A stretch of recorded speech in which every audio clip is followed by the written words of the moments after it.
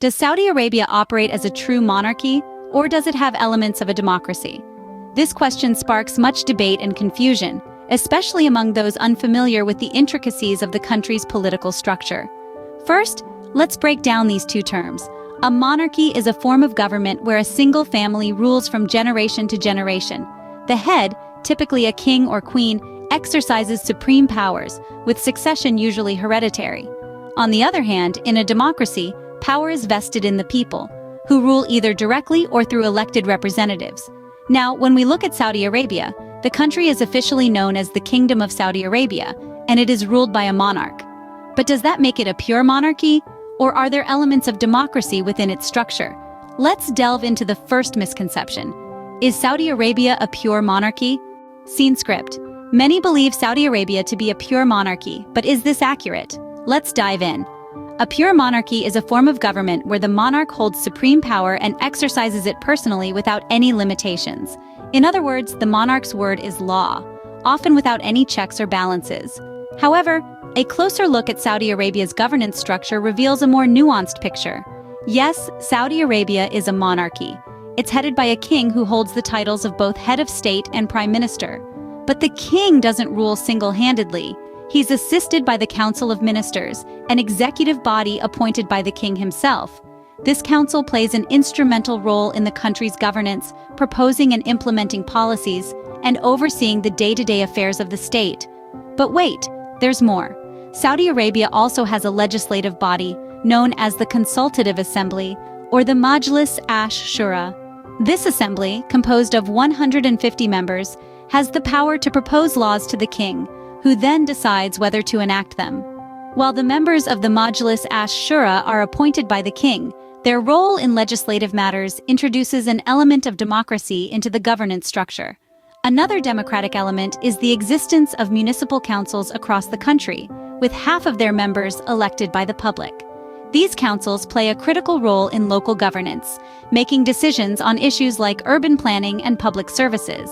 So, while Saudi Arabia is a monarchy, it's not a pure one in the strictest sense. The king's power is not absolute, and there are elements of democratic governance present within the system.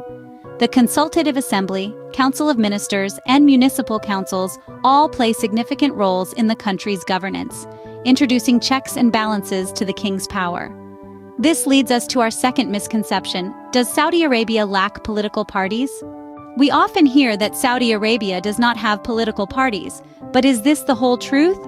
In the Western sense of the term, yes, it is true that Saudi Arabia doesn't have political parties. This is a concept that is largely alien to the political structure of the country. However, that doesn't mean there aren't various factions and interest groups at play within the political arena. Let's start by understanding what a political party is. Typically, a political party is a group of people who come together to contest elections and hold power in the government. They agree on some proposed policies and programs with a view to promoting the collective good or furthering their supporters' interests. Now, let's look at Saudi Arabia. The kingdom does not have political parties in the traditional sense, but it does have what can be best described as political factions. These are groups within the ruling family, the Al Saud, and they hold significant sway over the country's politics. These factions can be based on various factors, such as lineage, geography, and business interests. They don't openly contest for power in an electoral process, but they do exert influence and vie for control behind the scenes. Then there are interest groups. These are non-state actors that seek to influence public policy, often representing specific social, economic, or political interests. In Saudi Arabia, these can range from business conglomerates and religious groups to tribal coalitions and even women's rights organizations. While these groups don't participate in an electoral process, they do play a role in the political landscape of the kingdom. They lobby for their interests, shape public opinion, and impact policy-making decisions. So, while Saudi Arabia may not have political parties in the way we usually understand them, it does have a complex and layered political landscape with various factions and interest groups at play. And this brings us to an important point. Understanding a country's political structure is not always about fitting it into familiar categories. Sometimes it's about appreciating the unique aspects and nuances that make it what it is. Now, on to our third misconception. Is the Saudi society entirely conservative? Saudi society is often painted as entirely conservative, but is there more beneath the surface?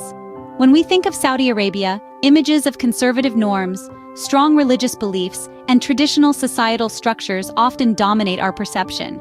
But to say that Saudi society is entirely conservative would be to oversimplify a complex, evolving landscape. In recent years, the kingdom has embarked on a journey of progressive change, with several initiatives aimed at modernizing its society. For instance, the Vision 2030 plan, spearheaded by Crown Prince Mohammed bin Salman, seeks to diversify the country's economy and reduce its dependence on oil. But it's not just about economics. This plan also aims to foster a vibrant society, a thriving economy, and an ambitious nation. One example of this societal shift is the increased emphasis on women's rights.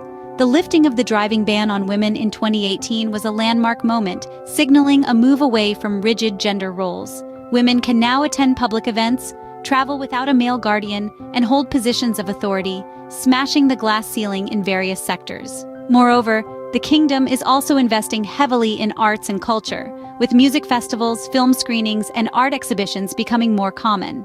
This shift towards embracing modern cultural expressions shows a society that's becoming more open and less conservative than it's often portrayed. And let's not forget the youth of Saudi Arabia. With over half of the population under the age of 30, these young Saudis are part of a global generation, connected through technology and social media. They are exposed to diverse ideologies, cultures, and lifestyles, which is driving a subtle but significant change in societal attitudes. However, it's critical to note that these changes don't necessarily mean that conservative values are being abandoned.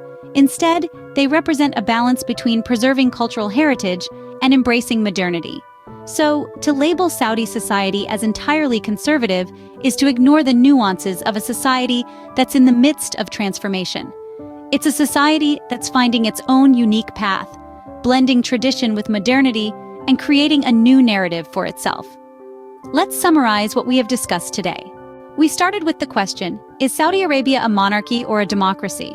And now, after delving deep into the intricacies of the political landscape of this Middle Eastern powerhouse, we have some answers. We began our journey by examining the political structure of Saudi Arabia. It's easy to label it as a monarchy, and indeed it is one. But it's also much more than that. The king and crown prince hold significant power, but they don't rule in isolation. They're supported by a council of ministers, a consultative assembly, and various other governmental bodies. While the system may not mirror the democracies we see in the West, it does incorporate elements of consultation and collaboration. It's a unique blend of monarchy and consultation, a political concoction that's quintessentially Saudi. We then turned our attention to political factions. The absence of political parties in Saudi Arabia is often seen as a sign of political stagnation. But in reality, it's a different story. There are factions, groups, and movements within the society that influence policymaking. Just because they don't align neatly with the Western concept of political parties doesn't mean they don't exist. They do. They're just different. And finally, we tackled the assumption that Saudi society is entirely conservative. To say so would be to overlook the progressive elements within the society. Yes, there are conservative sections, but there are also progressive ones, and these progressive forces are growing, advocating for change, and helping to shape a more modern Saudi Arabia. Women's rights, for instance, have made significant strides in recent years. The society is evolving, and to ignore this evolution would be to paint an incomplete picture. So what have we learned? We've learned that Saudi Arabia's political system is a unique blend of monarchy and consultation. We've learned that the absence of formal political parties doesn't mean an absence of political activity. And we've learned that Saudi society is not a monolith, but a tapestry of diverse views and attitudes. These revelations debunk some of the common misconceptions about Saudi Arabia. They remind us that the world is not black and white, but a spectrum of grays. They underscore the importance of contextual understanding, of looking beyond the surface, beyond the stereotypes. They highlight the need to approach international politics with an open mind, ready to challenge our preconceived notions and eager to learn. As we can see, the political landscape of Saudi Arabia is more complex than it seems, and it's crucial to look beyond the common misconceptions. So the next time you find yourself discussing Saudi Arabian politics, remember what we've discussed today, because understanding is the first step towards meaningful dialogue, and meaningful dialogue is the foundation of progress.